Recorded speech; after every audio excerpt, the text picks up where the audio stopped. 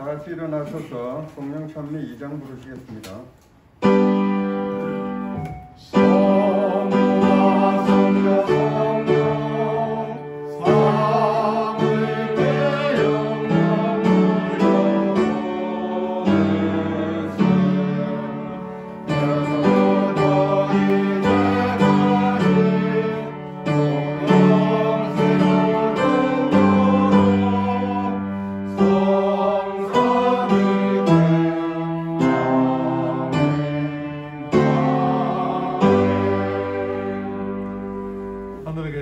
하나님 아버지, 저희들 이전에 불러주시고 함께 한마음 한뜻으로 우리 주님을 찬양하게 해주시니 감사합니다.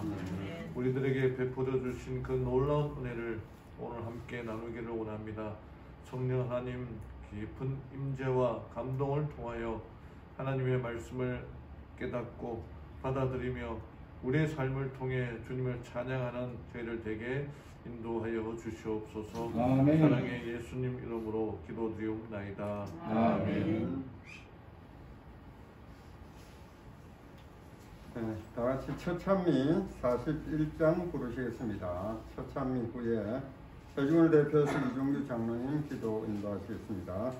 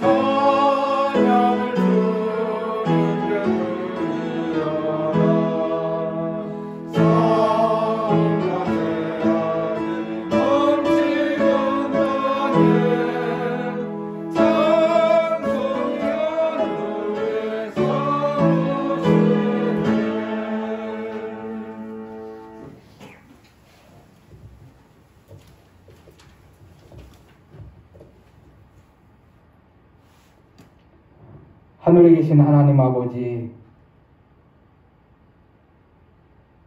참으로 복되고 기쁜 안식일입니다. 아버지 하나님, 주의 사랑하는 성도님들 한자리에 모여서 이 안식일을 기념하여 거룩하게 예배를 드릴 수 있는 귀한 시간을 주셔서 감사합니다. 아버지 하나님, 지난 엿새 동안 이 세상에 살아가면서 주님께서 우리 모두에게 필요한 일용할 양식을 허락해 주시고 또한 건강하게 해주시고 또한 예수님을 잊어버리지 않게 해주시고 온전히 주님을 사모하는 마음을 갖게 해주셔서 오늘 이 자리에 나올 수 있도록 인도해 주신 것 더욱더 감사합니다. 아버지 하나님, 늘 우리 삶 속에서 주께서 베풀어 주시는 은혜에 대해서 늘 감사하며 하나님께 영광을 돌리는 그런 삶을 살아가는 우리 삼랑기교회 모든 성도님들 될 수 있도록 축복하여 주시옵소서. 아버지 하나님 간절히 구하옵기는 이 시간 누구보다도 더 주님의 전에 나와서 예배를 드리기를 간절히 원하지만 여러 가지 사정으로 인하여 나오지 못한 주님의 백성들이 있습니다. 있는 곳에서 함께 찬양하며 함께 기도하며 하나님께 영광을 돌리는 그런 또한 우리 성도님들 될 수 있도록 축복하여 주시옵소서. 아버지 하나님, 이 시간에는 또한 목사님을 단위에 세우셨습니다. 목사님께서 주시는 말씀 하나하나가 모두 다 생명의 말씀이 될 수 있도록 축복하여 주시옵시고 우리 모든 성도들에게 귀한 은혜의 말씀 되어서 우리 성도들이 살아가는 데 있어서 참으로 부족함이 없는 그런 은혜의 말씀으로 이 한 시간 온전히 채워 주시옵소서. 아버지 하나님,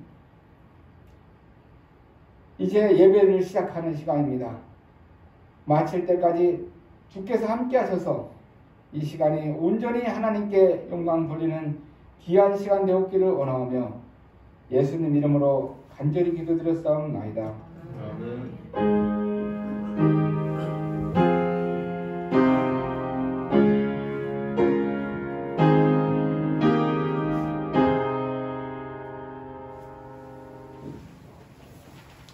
다시 일어나셔서 헌금 찬송 13장 부르시겠습니다.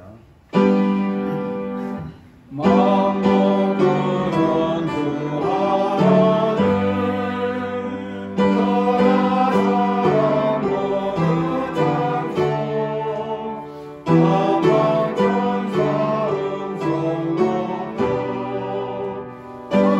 성부성자 성령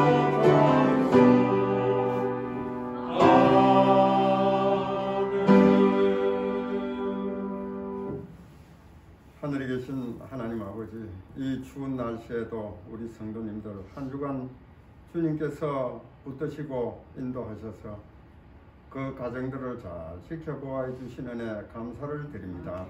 하나님, 이 시간 저희들이 적은 헌물이지만 참 기쁜 마음으로 즐거운 마음으로 주님께 가져와서 드렸습니다. 주님, 적은 헌금이지만 우리 주님께 들어가면 이것이 큰 자금으로 쓰여질 수 있다는 믿음을 가질 수 있도록 도와주시고 또한 이 헌금이 나아가서 주의 사업에 크게 쓰여질 수 있도록 하나님 함께하여 주시며 이 헌금을 드린 손과 그 가정들에 주님께서 복을 허락하시고 또 열의 하나를 구별하신 그 가정에 주님 가업을 이어가는 모든 일에도 복을 허락하여 주시기를 예수님 이름으로 기도드립니다. 아멘.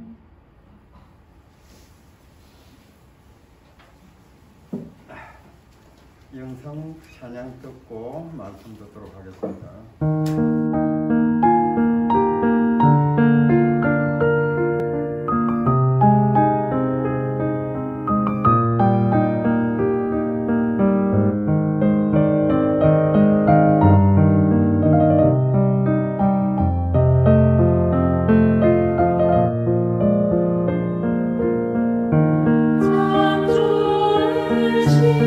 주님 귀하신 나의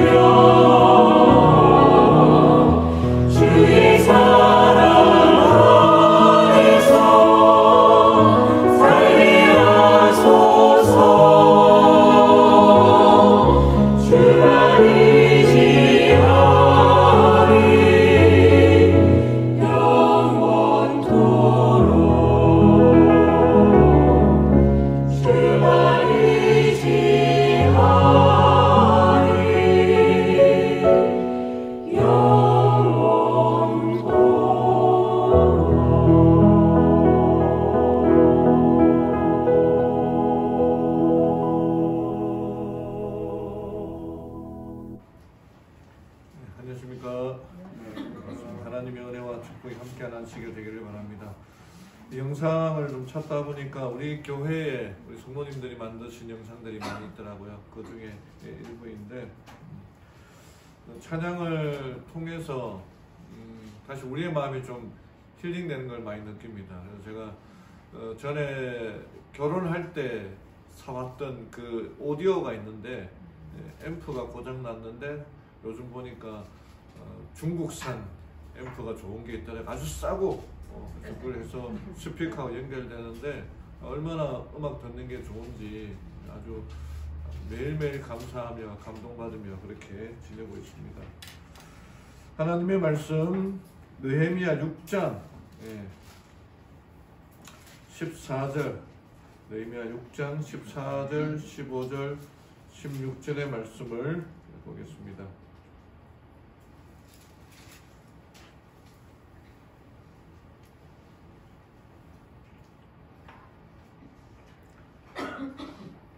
구약성경 629쪽입니다. 느헤미야 6장 14절, 15절, 16절을 제가 읽어드리겠습니다. 내 하나님이여 도비야와 산발락과 여대언자 노아다와 대언자들 중 남은 자들이 나를 두렵게 하고자 하였으니 그들의 이 소행대로 그들을 기억하옵소서. 이처럼 성벽이 52일 만에 엘룰월 25일에 완성되며 우리의 모든 원수들이 그것을 듣고 또 우리 주변의 모든 이교도들이 이 일들을 보고는 자기들의 눈으로 보는 것으로 인해 크게 낙담하였으니 이는 우리 하나님께서 이 일을 이루신 것을 그들이 깨달았기 때문이더라. 느헤미야서를 보게 되면은 자연스럽게 이스라엘 역사를 이렇게 한번 돌아봐야 됩니다. 그래서 사울왕, 초대왕, 사울왕, 다윗, 솔로몬 이후로 남북 분단 국가, 우리식으로 말하면 분단 국가가 쭉 되게 되죠. 북방 이스라엘은 선한 왕이 한 사람도 없었고 남방 유다에는 그래도 선한 왕들이 어느 정도 있어서 북방 이스라엘 먼저 멸망하고 남방 유다가 마지막에 이제 BC 605년에 1차 공격으로 바벨론에 의하여 멸망당하게 됩니다. 그래서 그때 당시에 활동했던 선지자들이 썼던 글들을 보면은 정말 눈물의 선지자 예레미야를 비롯해서 눈물 없이는 듣지 못하고 읽지 못하는 그런 내용들이죠. 그 1차 포로, 2차 포로, 3차 포로로 끝내 잡혀가고 우리나라의 6.25 때의 이 전쟁이나 그 전에 이제 일제 때의 이야기들을 덤떠러 보면 야 어떻게 그렇게 살 수 있었을까 하는 생각이 들 정도로 정말 비참하고 참혹한 게 삶이었고 또 전쟁이었지 않습니까? 이스라엘도 마찬가지였습니다. 1차 포로, 2차 포로, 3차 포로 당하는 걸 보면은 정말 있다는 게 신기할 정도로 그런 삶들을 찾았거든요. 뭐 시드기야 왕 얘기도 잘 아시겠습니다만은 끝내는 잡히고 자기 아들이 죽고 왕이 눈도 뽑히고 그래도 왕이면은 어느 정도 대우를 해줄 마련인데 정말 잔인하게 자기의 자녀 둘을 보는 데서 죽이고 눈을 빼고 그다음에 감옥에 넣어버리고 그런 참 슬픈 역사가 이제 이스라엘 역사이죠. 그래서 이스라엘 망해졌고 12지파 중에 나머지 10지파는 북방 이스라엘이 망하면서 사라졌습니다. 그 다음에 남방 유다와 베냐민 지파 두 지파가 이제 남아가지고 지금 이제 유대인, 이스라엘이라는 말 대신에 유대인이라는 말이 유다 지파만 남아있어서 이렇게 몇 명이 되었던 거죠. 그런 불쌍한 이 유대인들을 하나님께서 그냥 버려두지 아니하시고 3차에 걸친 포로를 다시 3차에 걸쳐서 귀환하게 합니다. 그 당시 아주 이름 있는 지도자들 에스라, 느헤미야, 스룹바벨부터 시작해서 3차에 걸쳐 귀환하게 되고 다시 귀환한 그 백성들 위주로 또 개혁, 부흥의 불길이 또 타오르게 되는 이야기가 에스라, 느헤미야의 이야기입니다. 느헤미야도 보면은 성벽을 잘 지어놓고 짓는 과정에 정말 수많은 일들이 있었습니다. 반대와 공격과 음모와 모략과 중상 그런 일들이 있었죠. 그럼에도 불구하고 이 느헤미야는 명철과 기도와 신앙의 사람이었다. 수많은 반대, 외부의 반대, 내부의 반대에도 불구하고 하나님 말을 붙들고 그가 혼자 말처럼 느헤미야서에 한 번씩 간혹 나오는 혼자 말처럼 하는 기도가 있잖아요. 느헤미야 6장 14절도 그런 기도입니다만은 자기 알아주는 사람이 아무도 없고 다 오해하고 시기하고 있는 그때에 하나님만이 나를 알아주신다는 마음으로 하나님께 기도했던 그 기도가 우리의 기도가 되기를 바랍니다. 오늘은 느헤미야 연구 7번째 시간으로 영적 분별력을 키우라는 제목으로 말씀을 나누기를 원합니다. 자, 이게 버섯이 있는데 어느 것이 식용버섯이고 어느 것이 독버섯일까요?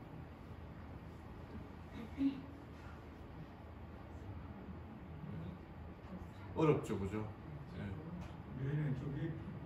오른쪽에 있는 색깔이 화려한 게 이제 독버섯이고, 그러니까 이건 뭐 오른쪽이 이제 식용버섯이고 왼쪽이 이제 독버섯인데 저도 뭐 그렇게 들었습니다만 화려한 거는 독버섯이다, 먹지 말라, 뭐 그렇게 했는데 찾아보니까 그렇지가 않더라고요. 독버섯과 식용버섯 구분하는 거는 대단히 어렵기 때문에 밖에서 파는 걸 사라 그렇게 얘기를 하더라고요. 시장에 가서 파는 걸 사라. 산에 가서 이렇게 하다가는 큰일 난다고 그렇게 되더라고요. 그러니까 뭔가 이렇게 분별하는 능력이 있어야 됩니다. 뭐 웃기는 말로 뭐 똥인지 된장인지 뭐 맛을 봐야 아나, 맛도 뭐 안 봐도 알 수 있지 않느냐 하는데 그런 분별력이 필요하다는 거예요. 이제 분별력이라는 말이 분별하다, 인식하다, 깨닫다, 이해력, 깨달음, 지혜, 지식, 명철 등을 의미하는데 개혁판에서는 지식, 분별력을 지식이라 그렇게 묘사했습니다. 헨리 나우엔의 책 중에 하나인 이 분별력이라는 책이 있어요. 점점 이제 이렇게 세월이 지나갈수록 이렇게 좀 경계가 애매해지는 때가 있는 것 같아요. 뭔가 이렇게 이거는 죄, 이거는 아니다. 뭔가 이렇게 딱딱 맞아떨어져야 되는데 저 사람은 좋은 사람이다, 저 사람은 나쁜 사람이다 이렇게 하면 좋은데 그렇지가 않잖아요. 좋을 때도 있고 나쁠 때도 있고 점점 이렇게 뭔가 이렇게 경계가 모호한 때가 지금이라 생각이 됩니다. 이 책을 이렇게 읽다 보면은 정말 그냥 남한테 피해 안 주고 살면 되지 않나 라고 하지만 이 영적 분별력이 필요한 시대가 지금이 아닌가. 우리가 성경을 읽고 말씀을 암송하고 하면서 나에게 들려지는 음성이 하나님께서 하시는 음성인지 사탄이 하는 음성인지 헷갈릴 때가 있다는 거예요. 정말 우리 주변에 내가 하나님 음성을 들었다 라고 말씀하시는 분들을 한 번씩 만나게 됩니다. 그 자기 말을 들어야 돼. 자기가 자다가 꿈을 꿨는데 어떤 사람에 대한 모습을 보았다. 경고를 해야겠다. 그렇게 말하는 경우도 있거든요. 근데 그게 정말 애매하더라. 저도 경험해보면 기도하면서 하나님 어떻게 해야 되겠습니까? 라고 할 때에 하나님 음성이 들릴 때가 있거든요. 근데 그걸 하나님 음성이라고 확신이 잘 안 되는 거예요. 계속 기도해. 이것이 하나님의 음성인지 사탄의 음성인지 분별해야 된다. 여기에 헨리 나우먼 이렇게 얘기합니다. 분별은 인생의 중대한 시점에 단 한 번 내리는 의사 결정이 아니다. 하나님을 기억하고 자신이 누구인지 알고 오늘 성령이 하시는 말씀에 세심한 주의를 기울이고자 평생토록 헌신하는 것, 그것이 분별이다. 그러니까 딱 구분해서 사는 게 분별이 아니라 계속해서 하나님의 음성을 듣고 깨닫고 오늘 나에게 뭐라고 말씀하시는지에 대한 훈련을 통해서 평생토록 헌신하는 것, 그게 분별력이라는 겁니다. 오늘 느헤미야 6장에 나오는 느헤미야의 이야기도 마찬가지로 느헤미야는 분별력 있는 사람이었습니다. 느헤미야는 우리가 식용버섯인지 독용버섯인지 독버섯인지 구분할 줄 아는 그런 분별력이 필요한 것처럼 분별을 잘해야 우리가 승리할 수 있는 겁니다. 분별을 잘해야 됩니다. 느헤미야는 백성들의 절반은 창을 들고 나머지 절반은 무기를 들고 일하게 함으로써 산발락과 게셈과 도비아의 일당으로부터 이렇게 외부의 문제를 해결했습니다. 그런데 5장, 4장에 내부의 문제가 있었어요. 그는 좀 돈 있는 사람들이 이제 일하다 보니까 농사도 잘 못 짓잖아요. 그 가난한 사람들에게 돈을 빌려주면서 자기의 이 부를 착취하는 모습들을 보게 됩니다. 그 내부의 문제였습니다. 그 내부의 문제를 해결하고 더 나은 구체적인 어떤 제안들을 제시를 하였습니다. 오늘 또 6장에 나타나는 또다시 내부의 공격이 있어요. 또 산발락, 도비아, 게셈, 이 사람들의 이름은 잊어서는 안 됩니다. 외부의 적들입니다. 그들에게 어떻게 대항하느냐 하나하나 살펴보도록 하겠습니다.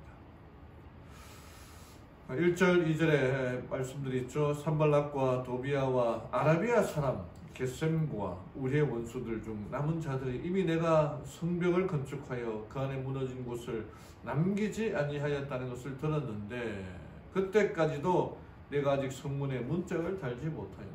문을 달아야지 모든 것이 완성되는데 아직 문을 달지 못했던 그때였습니다. 그때에 산발락과 게셈이 내게 사람을 보내어 이르기를 오라 우리가 오노 평야의 여러 마을 중 하나에서 함께 만나자 하였으나 그들은 내게 해를 끼치려고 생각하였더라. 그러니까 처음에는 이렇게 공격하다가 우리 만나서 한번 대화하면서 좀 얘기해보자. 내가 식사 대접할 테니까 와서 좀 얘기하자. 우리가 대화로 풀어야 되지 않겠느냐. 이렇게 산발락이 연락을 한 것입니다. 그때 이제 문만 달면 다 끝났거든요. 근데 느헤미야가 어떻게 하느냐. 여기 오노 평야라 그랬는데 어떤 글에 보니까 노 라고 대답했다고 하네요. 오노 평야에서 만납시다 그랬더니 노 아닙니다. 그렇게 얘기한다는 거예요. 그 느헤미야는 분별력 있는 사람이었어요. 인터넷에 보니까 이 아내의 말과 실제 뜻이 다르다고 이렇게 얘기를 한다고요. 아내가 우리 얘기 좀 해요. 그러면 이게 무슨 말입니까? 내한테 불만이 있다. 그런 의미라고 한다는 겁니다. 차에 먼지가 많던데 이게 무슨 말이에요? 세차해라. 아시네요. 예. 빨리 나가서 세차해라. 자기 나 사랑해? 라고 물으면은 무슨 말일까요? 예, 그런 말도 있고, 예, 또 나 사고 싶은 게 있어. 뭐 그렇다고 하더라고요. 마음대로 해요. 그러면 어떻게 해야 됩니까? 정말 마음대로 했다가는 큰일 나죠. 마음대로 하기만 해봐. 쓰레기 봉지가 꽉 찼어요. 그러면은 쓰레기 좀 버리고 와. 좀 무서운 이야기인데, 근데 사실 뭐 저도 한 20년, 30년 살았나요? 한 20년 살았네요. 근데도 여자들의 말을 이해 못 하겠어요. 그냥 솔직하게 딱 터놓고 이거 해, 저거 해 하면 되는데 왜 말을 비비 꼬여서 하는지. 그래도 지금까지 잘 살아오고 있거든요. 그러나 정말 분별해야 될 것은 거짓의 영을 분별해야 된다는 겁니다. 우리가.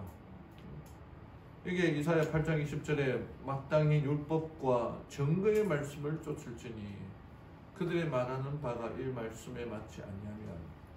우리가 교회에서, 우리 교회는 없지만은 다른 데 이제 제가 아는 친한 친구도 자기가 하나님의 음성을 들었다는 거예요. 그래서 백신을 맞으면 안 된다는 거예요. 참이 왜 그렇게 얘기할까? 또 제가 뭐 들려 얘기가 뭐 하나님 음성을 들었기 때문에 이렇게 하면 안 된다, 저렇게 하면 안 된다. 그렇게 말하기가 정말 어렵거든요. 왜냐면은 사람의 하나님 음성일 수도 있지만은 사탄의 음성일 수가 있거든요.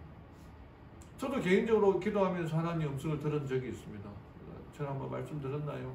어느 교회에서 이제 누수가 돼가지고 누수되는 걸 찾지 못해서 전문가를 불러가지고 전문가가 와서 보니까 이게 청정기 같은 것을 들고 땅에다 이렇게 하면서 그렇게 누수되는 걸 찾더라고요. 그래서 찾아서 고쳤는데 계속 누수가 되는 거예요.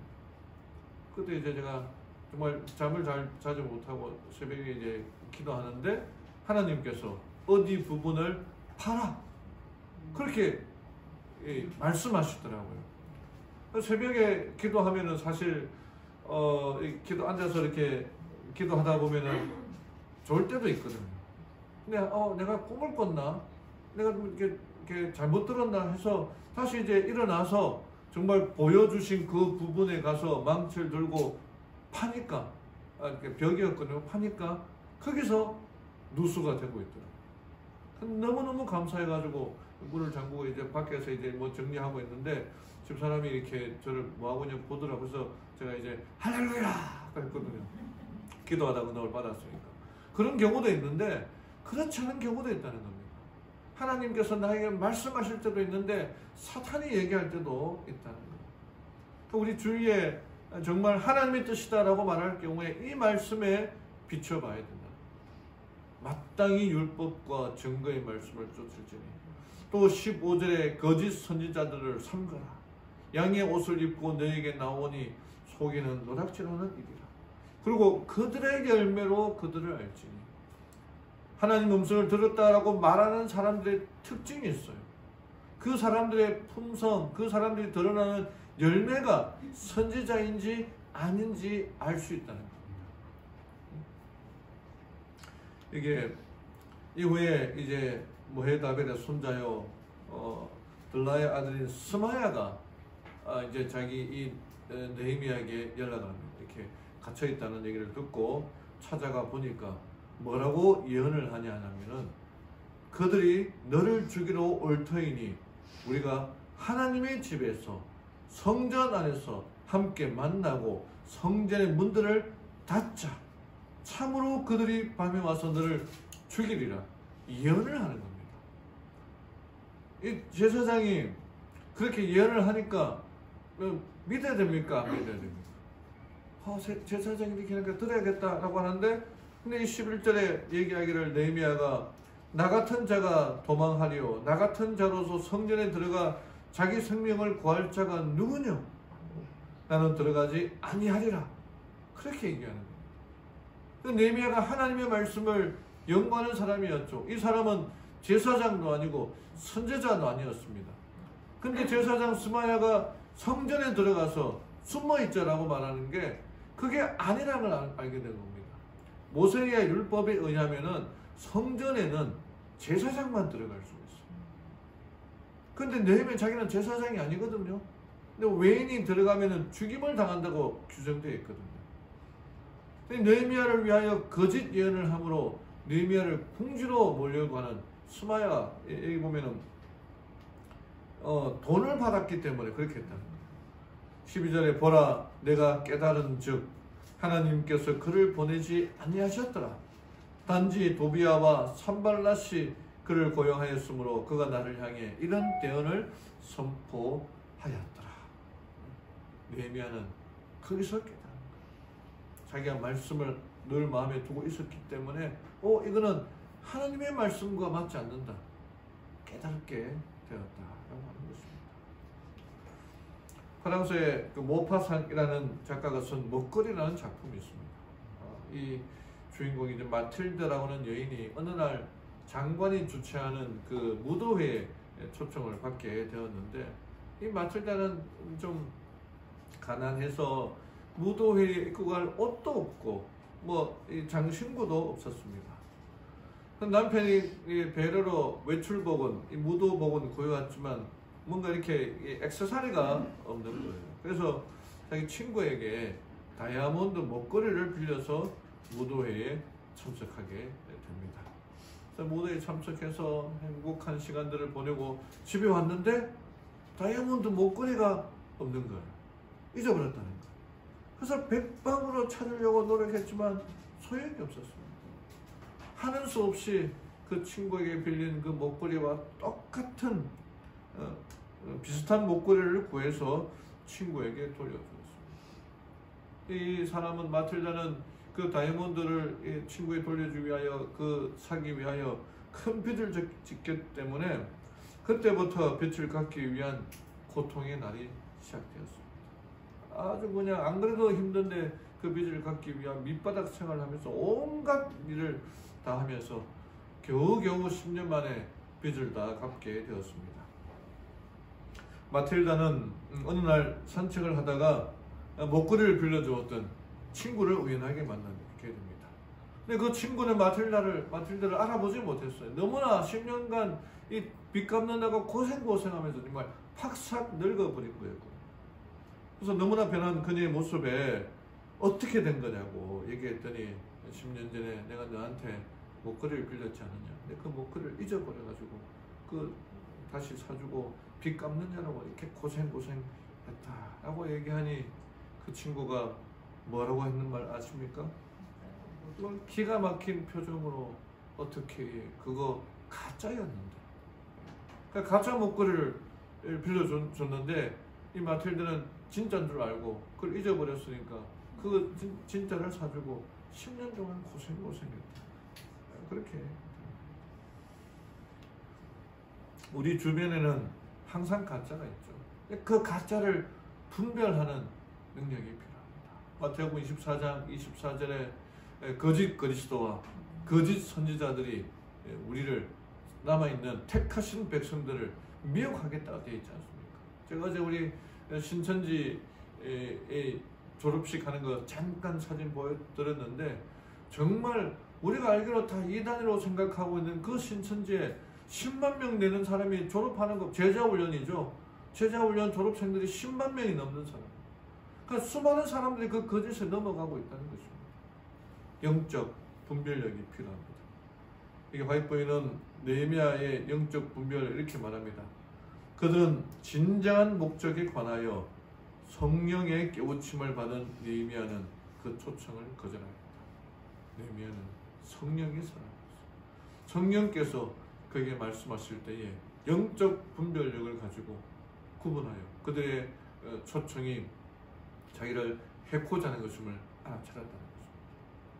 영적 분별력을, 성령을 통해서 영적 분별력을 소유한 우리 모든 성도님들 되기를 간절히 바랍니다. 두 번째는 헛소문에 흔들리지 않는 사람이었습니다. 5절에 보면은 이 산발랏이 하도 4번이나 초청했지만 오지 않으니까 5번째 편지에는 봉하지 않은 편지를 느헤미야에게 보냅니다. 그리고 그 편지에는 여기 이교들 가운데 그 일이 알려졌고, 가스무는 게셈, 산발라, 도비아, 게셈의 이 게셈이 아라비아 사람이거든요. 아라비아 바람으로 가스무라고 되는데, 너희들이 반역할 것이다. 다 알고 있다. 그다음에 너가 왕이 되려고 하지 않느냐.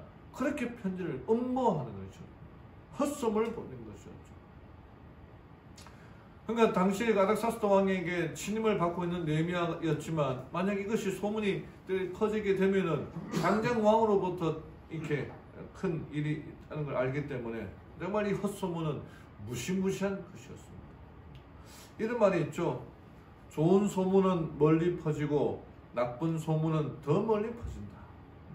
어떤 뉴스에 보니까 이제 설문조사를 했는데, 어떤 좋은 소문은 한 22%, 100명 중에 한 22명, 23명이 들었는데, 나쁜 소문은 100명 중에 거의 한 80명 되는 사람들이 빨리 들었다는 거예요. 그러니까 좋은 소문은 널리 퍼지지만 나쁜 소문은 더 멀리 퍼진다. 소문은 시각장애입니다. 옛날에는 이렇게 다른 말이 있었지만 이제 바뀌었죠, 그죠?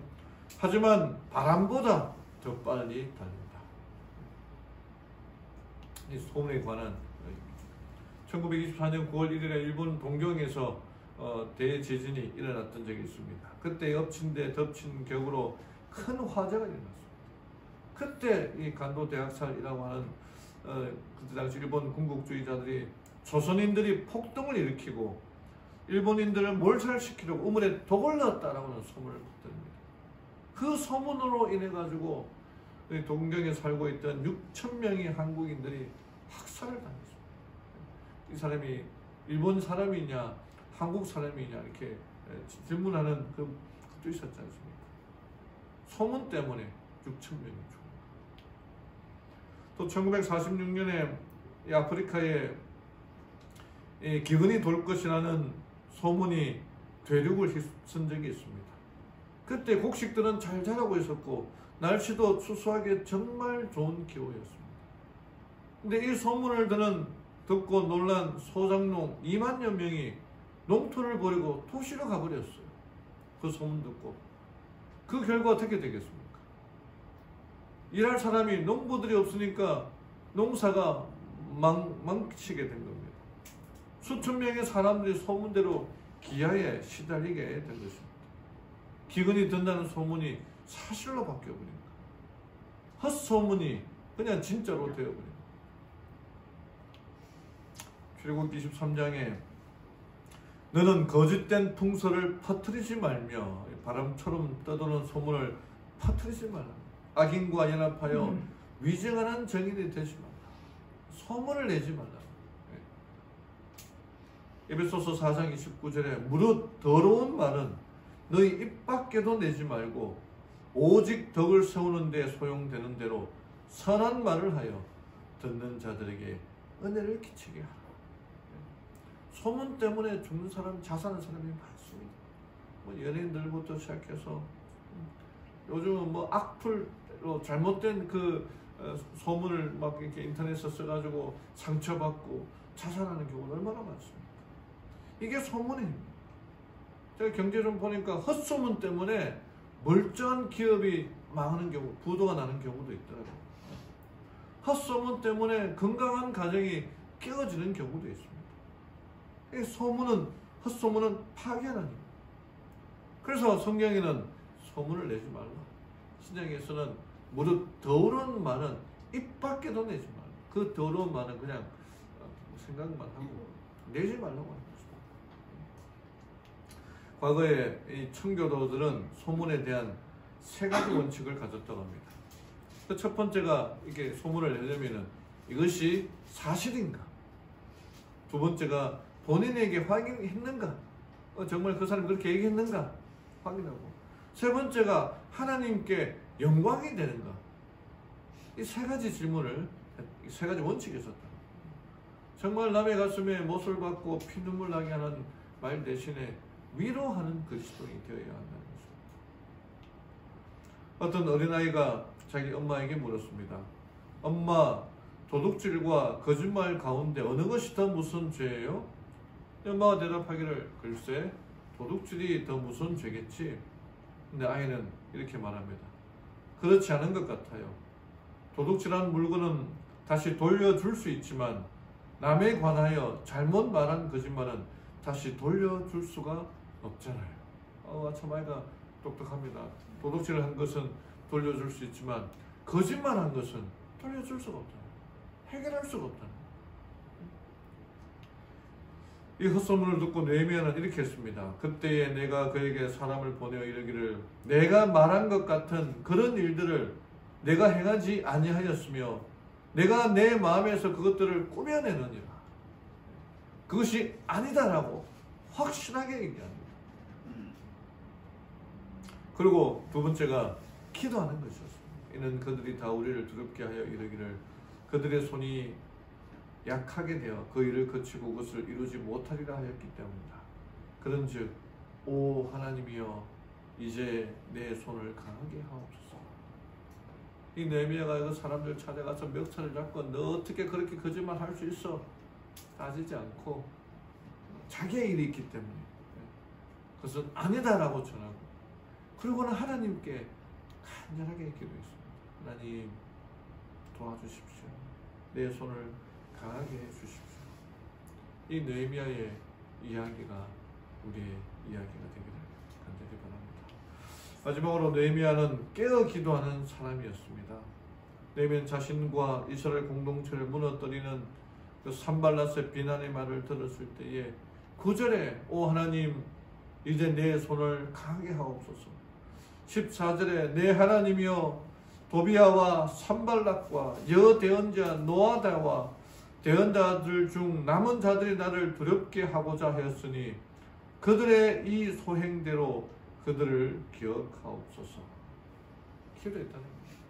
내부의 문제로 그가 낙심하고 낙담하고 수도 있었지만 그럼에도 하나님께 기도했다는 거예요. 시편 32장 2장 8절에 내가 내 길을 갈 길을 가르쳐 보이고 너를 주목하여 홍계하리로다. 지난 시간에 성경 말절을 잘못 인용해가지고 그 다음은 더 잘 확인하고 있습니다. 이 시편 32편 8절 내가 내 갈 길을 가르쳐 보이고 너를 주목하여 홍계하리로다. 우리에게 영적 분별력은 기도입니다. 기도해야 됩니다. 하나님께서는 우리가 어려운 상황 가운데도 하나님께 기도하기를 원하십니다. 우리가 하나님을 신뢰하고 하나님께 기도한다면 하나님은 우리에게 어떻게 해야 할지를 가르쳐 준다라고 말씀하고 있습니다. 이 말씀이 우리에게 힘이 되고 용기가 되기를 바랍니다. 유미유동이라는 책이 있습니다. 이건 미국에 유학 간 아이들이라고 하는 뜻입니다. 이 책은 1872년부터 1875년까지 4년 동안 청나라 정부가 해마다 9살에서 15살 어린 아이를 30명씩 총 120명을 미국으로 유학 보낸 이야기입니다. 이 프로젝트를 기획했던 사람이 룽흥이었습니다. 그는 중국인 최초로 예일대학교를 졸업한 사람이었습니다. 그 어릴 때 마카오와 홍콩에 살면서 선교사가 운영하는 학교에 다녔는데 그리고 후에 한 선교사 부부를 따라서 미국에 가서 공부를 했고 학원을 마치고 중국에 돌아와서 사업을 해서 돈을 많이 벌었어요.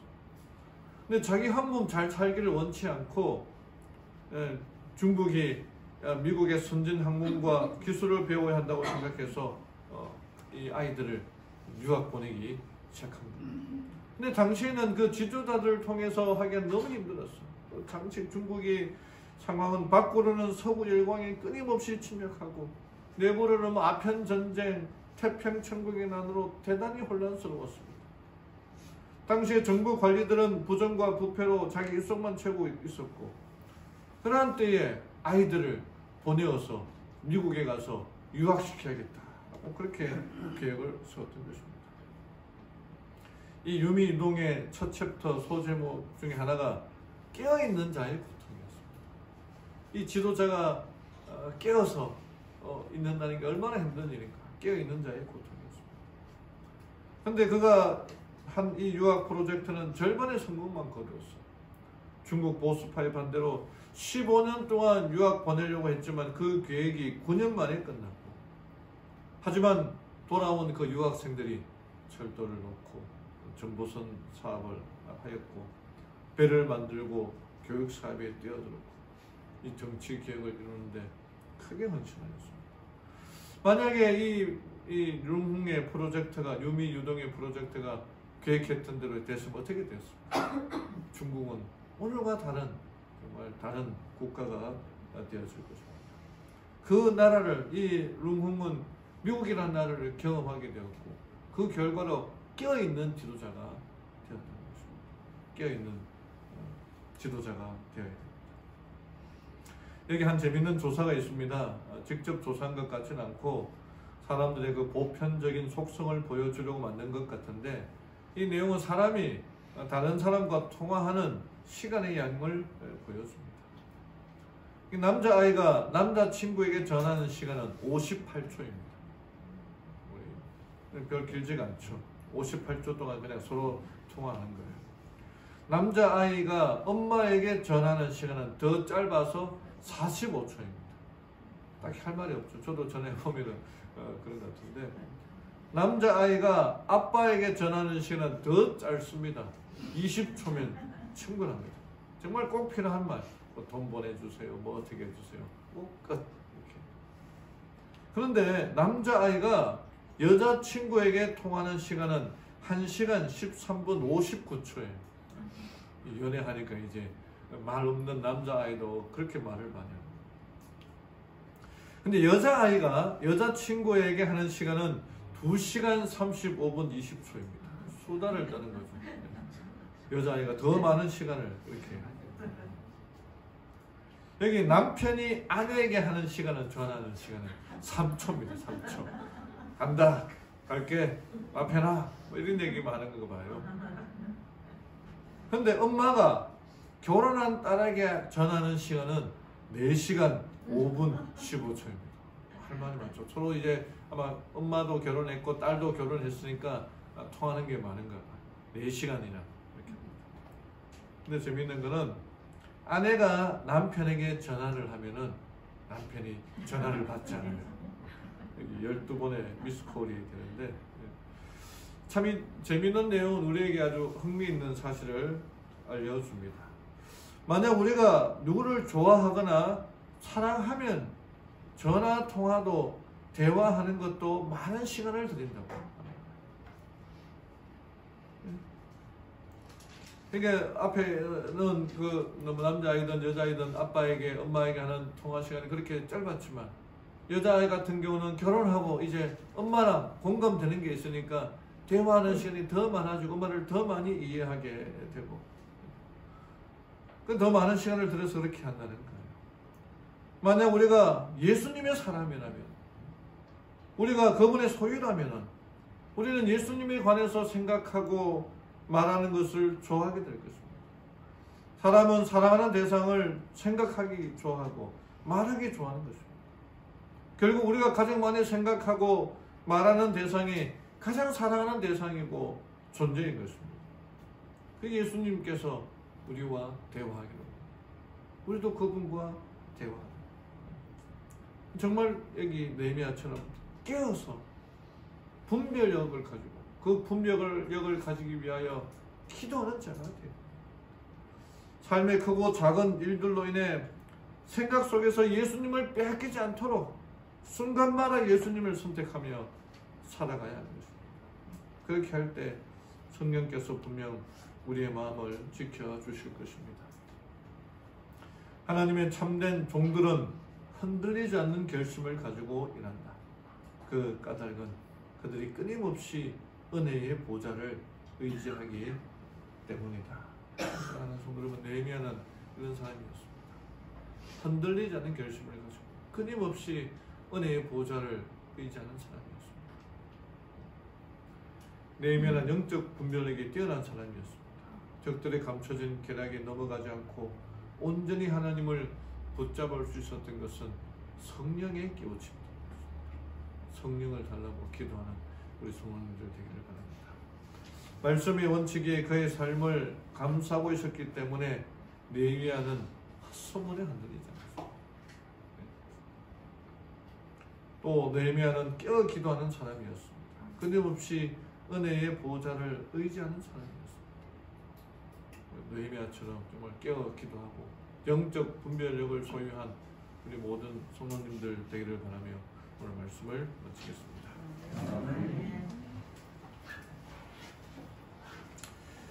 마치는 찬미 549장 찬미하시겠습니다.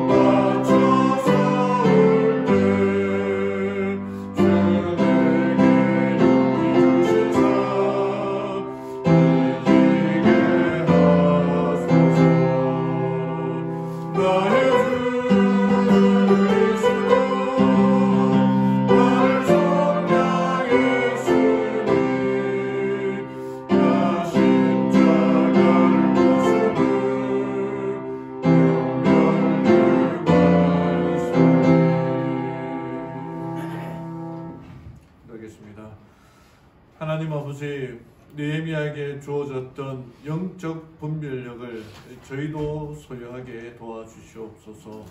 느헤미야가 깨어 기도하고 성령의 능력을 간구함으로 뛰어난 분별력을 소유하게 된 것처럼 하나님, 거짓 그리스도와 거짓 선지자들이 정말 이 세상에 가득한 때에 그들에게 넘어가지 않도록 영적 분별력을 소유하고 하나님의 말씀을 붙들고 살아가는 죄를 되게 인도하여 주시옵소서.